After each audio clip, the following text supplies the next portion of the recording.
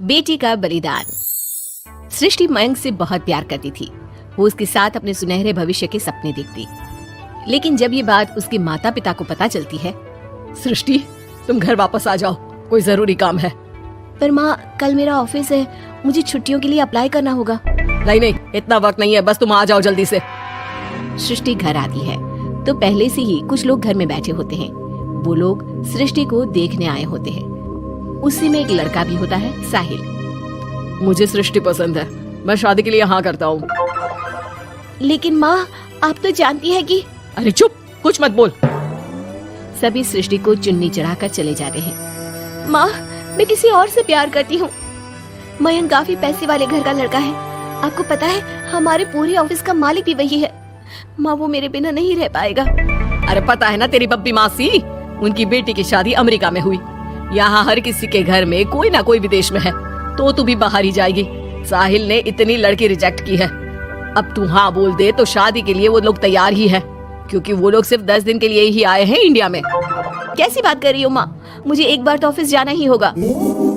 लेकिन वो लोग मानते ही नहीं और सृष्टि की शादी साहिल से हो जाती है। शादी के बाद सृष्टि मयंक के पास जाती है। सृष्टि तुमने शादी भी कर ली और मेरे माता पिता विदेश में मेरी शादी कराना चाहते थे। मैंने काफी समझाने की कोशिश की, लेकिन मेरे भाई और पापा नहीं माने। I am sorry Mayank. अरे तो मैं विदेश में कहीं शिफ्ट हो जाता यार, इतने सारे बिजनेस है मेरे। सृष्टि मयंक के सामने रोकर वहाँ से चली जाती है। लेकिन शादी के बाद जब वो विदेश साहिल के घर जाती है तो देखो ये कमरा है मेरा, मैं यहीं रहता हूँ, और ये एक सोफा कम बेड है। रात में मैं इसे बेड बना लेता हूँ और दिन में सोफा। और देखो मैं ज्यादा कमाता नहीं हूँ, तो तुम्हें भी मेरी मदद करनी होगी फाइनेंशियली। सृष्टि हाँ में सर हिला देती है। अगले दिन साहिल के जाने के बाद वो माँ को फोन करती है। क्या है माँ, कहाँ शादी करवा दी? एक तो कोई चेहरा यहाँ अपना सा नहीं दिखता, ऊपर से ये घर। विदेश के नाम पर क्या कर दिया आपने माँ? साहिल यहाँ सेटल भी नहीं है। मयंक के तो कितने बिजनेस थे, आलीशान बंगला, नौकर चाकर। यहाँ तो मैं खुद नौकर बनकर रह गई हूँ। ये क्या किया माँ आपने? अरे क्या बताऊं बेटी, तेरे पिता ने जो कहा मैंने वही किया। अब जो कुछ भी है वो तेरी किस्मत है भाई, जैसी भी है। वहीं सृष्टि का भाई सारंग एक लड़की से प्यार करता है। माँ मैंने शादी कर ली है निशा से। क्या शादी कर ली? और वो भी निशा से? और उसके माँ बाप तो नहीं मान रहे थे ना। भाग्य की है माँ, अब वो अपने घर में और मैं अपने घर में। और कैसी बात कर रहा है, उसके पिता तो बड़े कमिश्नर है, उठाकर जेल में डाल देंगे तुझे। तभी तो किया है पापा, और ऐसे कैसे डाल देंगे जेल में? लड़की उनकी भी बालिग है। अरे पर बेटा वो लड़की ठीक नहीं है। देखो किसी लड़की के बारे में ये बात मत बोलो, तुम्हारा लड़का ठीक है क्या? काश मैंने सृष्टि की शादी भी उसकी पसंद से की होती, तो आज मुझे इतना रोना तो ना आता। अरे माँ तुम उसकी बात पर मत आया करो ना, विदेश में है जहाँ लोग जाने के लिए मरते हैं।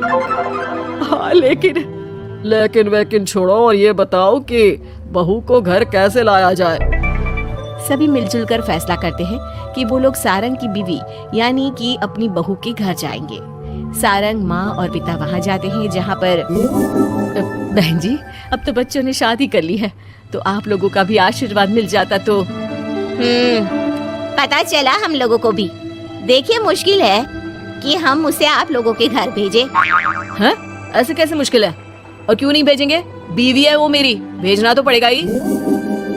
लड़के को बहला फुसला कर भगाने के आरोप में अंदर कर दे क्या? अरे देखिए साहब, इतना कानून तो हमें भी आता है, आपकी लड़की कोई नाबालिग नहीं है। तभी वहाँ निशा आ जाती है। रुकिए मम्मी पापा, सारंग में कोई कमी नहीं है, हम लोग इसे कोई बिजनेस खुलवा देंगे ना। देखो एक बात बता देती हूँ, मुझे तुम्हारे घर नहीं जाना। अरे ऐसी कैसी बात कर रही हो? हम लोगों ने शादी की है, पति पत्नी है हम दोनों, और क्यों नहीं जाना? तो फिर शादी क्यों की?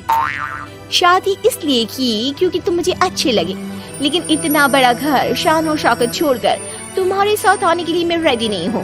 एक तो तुम्हारा घर जिस मोहल्ले में है वो मोहल्ला बहुत खराब है, वहीं से शायद हमारी काम वाली भी आती है ना माँ? हाँ, इन्हीं लोगों के पीछे वाली गली से आती है कमला। देखो सारंग, पापा हम लोगों को आराम से पॉश कॉलोनी में फ्लैट दिला देंगे, काम भी शुरू करवा देंगे, तो तुम हम लोगों के साथ रहो। रही बात माँ पापा की तुम्हारे, तो रोका किसने है? साल में होली दिवाली मनाने हम जाया करेंगे ना उनके घर। सारंग अपने माँ पापा से कहता है। माँ, मुझे निशा की बात ठीक लग रही है। वैसे भी आप लोगों के साथ तो पूरी लाइफ स्ट्रगल ही करता रहूंगा। अरे कैसी बात कर रहे हो सारंग, हम लोग यहाँ बहू लेने आए थे, बेटा देने नहीं। अब देखिए, जो होना था वो तो हो गया। अब तो आप सारंग को यहीं छोड़ दीजिए और विदाई लीजिए। हाँ हाँ माँ, मैं अब यहीं रहूंगा, आप लोग जाओ, मैं अब उस मोहल्ले में नहीं आने वाला। सारंग के माता पिता वहाँ से चले जाते हैं। अब जब भी माँ सारंग को फोन करती तो या तो वो फोन काट देता या उठाता ही नहीं। एक बार सारंग के माता पिता काफी बीमार होते हैं कि तभी उन लोगों के पास सृष्टि का फोन आता है। कैसी हो माँ, तबीयत ठीक नहीं लग रही है, तुम्हें और पापा को कुछ हुआ है क्या? अरे बेटा, 2 दिन हो गए हम लोग कमरे में बंद है, कोई डॉक्टर के पास ले जाने वाला तक नहीं है। हाँ माँ, मैंने सारंग को फोन किया था लेकिन उसने कहा। अरे वो तो बात तक नहीं करता, पैसे वाला हो गया है ना। रुको माँ, मैं कुछ करती हूँ, आप दोनों तैयार हो जाओ। थोड़ी ही देर में उन लोगों की डोरबेल बजती है। माँ दरवाजा खोलती है तो सामने एक हैंडसम सा लड़का लंबी कार लेकर खड़ा होता है। मयंक हो ना तुम बेटा?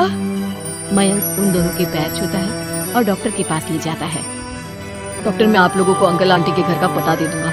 आप इन लोगों के घर हफ्ते में एक बार जाकर रूटीन चेकअप कराना। जी जी मयंक जी, जैसा आप कहें, आखिर ये अस्पताल आप ही का तो है।